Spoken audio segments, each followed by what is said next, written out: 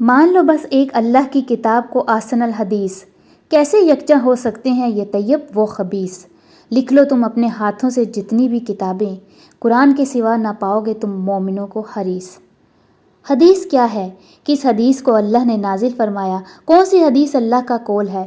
کس حدیث پر ایمان لانے کا سختی سے حکم ہے اور کون سی حدیث گمراہی کا سبب ہے؟ ان تمام سوالوں کے جواب قرآن میں صاف اور واضح دو ٹوک الفاظ میں ملتے ہیں۔ جیسا کہ آپ کے علم میں بھی یہ بات ہوگی کہ ہمارے ہاں دو طرح کی حدیث ہے، ایک حدیث اللہ کی اور دوسری وہ جو نبی سلام علیہ سے منسوب ہے۔ اور اچھی بات یہ ہے کہ قرآن میں اللہ نے ہماری آسانی کے لیے دو طرح کی حدیث کی نشاندہی کر دی ہے۔ اب قرآن کی آیات سے آپ کو طے کرنا ہے کہ آپ کس حدیث کو کیا نام دیتے ہیں اور آپ کا ایمان اور عمل کس حدیث پر ہے۔ حدیث جس کا سے حرفی مادہ ہا دال ثا ہے، جس کے معنی روایت کرنا، خبر دینا اور بیان کرنے کے ہیں۔ قرآن میں نمبر 1 حدیث احسن الحدیث ہے اور نمبر 2 اس کے الٹ لہو الحدیث ہے۔ احسن الحدیث کے بارے میں اللہ کا فرمان ہے، اللہ نزل احسن الحدیث، اللہ تعالیٰ نے احسن حدیث نازل فرمائی ہے۔ احسن مبالغے کا صیغہ ہے اور اسم مبالغہ وہ جس کے مصدری معنی میں کثرت پائی جاتی ہے، اور ایسا اسم جس میں کسی بھی قسم کا کوئی کمپیریزن نہیں، یعنی دنیا میں بس قرآن ہی وہ واحد کتاب ہے جو احسن الحدیث ہے۔ تو جس کتاب کے سامنے دنیا کی کوئی کتاب ٹھہر نہیں سکتی، یہ غیر قرآنی کتابیں کیسے دعویٰ کر سکتی ہیں کہ یہ بطور تفسیر، بطور تفصیل اور بطور بیان قرآن سے احسن ہیں، جبکہ اللہ کی شہادت میں قرآن ہر طرح سے احسن الحدیث ہے۔ کیا آپ میں سے کوئی بھی یہ دعویٰ کر سکتا ہے یا قرآن کو غیر احسن قرار دے کر ان احادیث کو قرآن سے اوپر کا درجہ دے سکتا ہے؟ کیا آپ میں سے کسی میں بھی یہ جرأت ہے؟ قرآن کے دعووں کے سامنے دنیا کے نامور عالم، مفتی، محدث، امام سب کے سب بے بس نظر آتے ہیں۔ اس لیے غور کر لیجئے احسن الحدیث کے الٹ دوسری قسم لہو الحدیث پر، جس کا دوسرا نام گمراہی ہے۔ اللہ تعالیٰ کا فرمان ہے، وَمِنَ النَّاسِ مَن يَشْتَرِي لَهْوَ الْحَدِيثِ لِيُضِلَّ عَن سَبِيلِ اللَّهِ بِغَيْرِ عِلْمٍ وَيَتَّخِذَهَا هُزُوًا أُولَئِكَ لَهُمْ عَذَابٌ مُّهِينٌ۔ اور بعض لوگ لہو الحدیث خریدتے ہیں تاکہ وہ علم کے بغیر لوگوں کو اللہ تعالیٰ کے راستے سے بہکا دیں اور اس کا مذاق بنائیں۔ یہی لوگ ہیں جن کے لیے رسوا کن عذاب ہے۔ ان آیات میں دو قسم کی احادیث اللہ نے بیان کر دی ہیں۔ آپ کی مرضی ہے کہ لہو الحدیث کا انتخاب کریں اور گمراہی کے راستے پر چل پڑیں، یا احسن الحدیث کا انتخاب کر کے صراط مستقیم کو اپنا لیں۔ اللہ نے آپ کو آزادی دی ہے، لیکن اللہ نے اس آیت میں خبردار کر دیا ہے کہ جو لوگ احسن الحدیث کو چھوڑ کر لہو الحدیث کو خریدتے ہیں، ان کے لیے رسوا کن عذاب ہے۔ اب فیصلہ آپ کے ہاتھ میں ہے کہ آپ عذاب سے بچنا چاہتے ہیں یا پھر اسی پر صبر کر لیا ہے۔ قرآن سچی حدیث، وَمَنْ أَصْدَقُ مِنَ اللَّهِ حَدِيثًا، اور اللہ تعالیٰ سے زیادہ سچی حدیث کہنے والا کون ہو سکتا ہے؟ وَمَنْ أَصْدَقُ مِنَ اللَّهِ قِيلًا، اور اللہ تعالیٰ سے زیادہ کون بات میں سچا ہے؟ ان دو آیات سے بالکل یہ بات عیاں ہے کہ اللہ تعالیٰ نے اپنی بات یعنی قول کو حدیث کہا ہے۔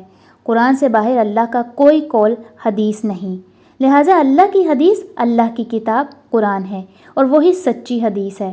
اب جو اس سچی حدیث کا انکار کر کے اس کے علاوہ اور حدیثوں پر ایمان لاتا ہے، اس نے جھوٹ کا سودا کر لیا اور جھوٹے کا انجام ہمیشہ برا ہے۔ اللہ تعالیٰ کا اپنی اس حدیث کے بارے میں سب سے سوال ہے، فَبِأَيِّ حَدِيثٍ بَعْدَهُ يُؤْمِنُونَ، اور پھر اس کے بعد وہ کس حدیث پر ایمان لائیں گے؟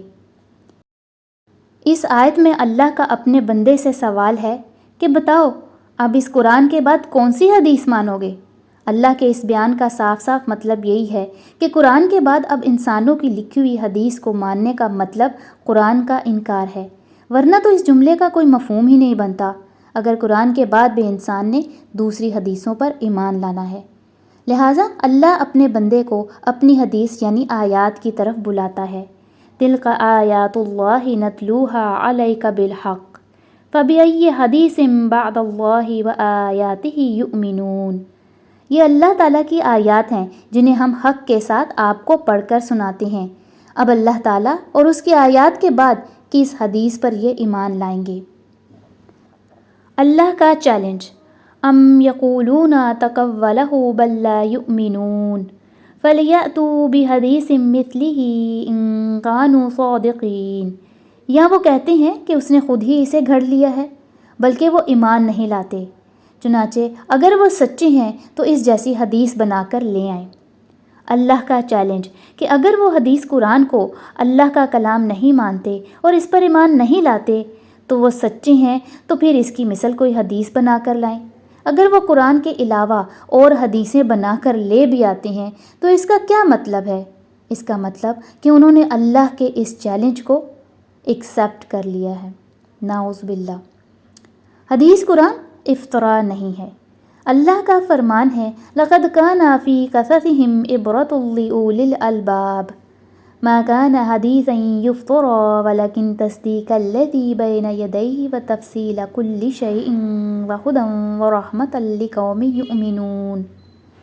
قرآن ایسی حدیث نہیں جو گھڑ لی ہو، بلکہ یہ اپنی سے پہلی اللہ کی ہر کتاب کی تصدیق کرتی ہے اور ہر چیز کی تفصیل ہے ان لوگوں کے لیے جو ہدایت اور رحمت کے متلاشی ہیں اور ایمان لاتے ہیں۔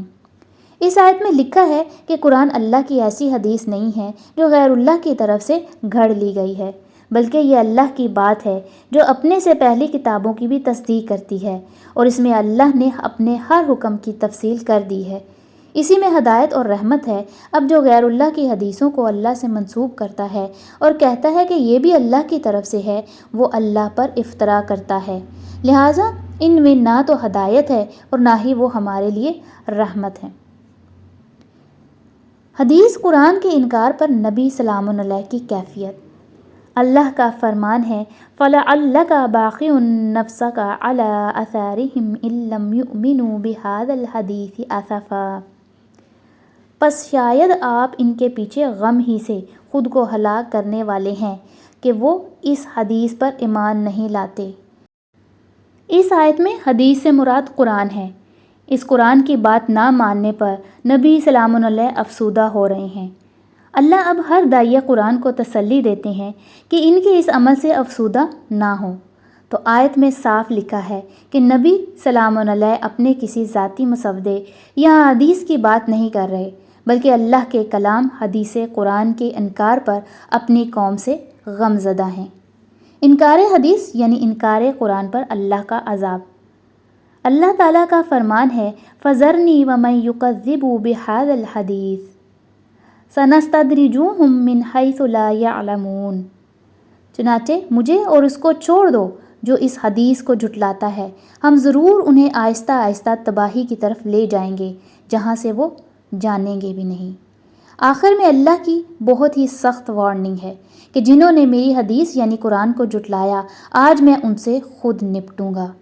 اب بھی اگر کسی کو غیر اللہ کی حدیثوں سے محبت اور عقیدت ہے تو وہ خود اپنے آپ کو اللہ کے عذاب کی طرف دعوت دے رہا ہے۔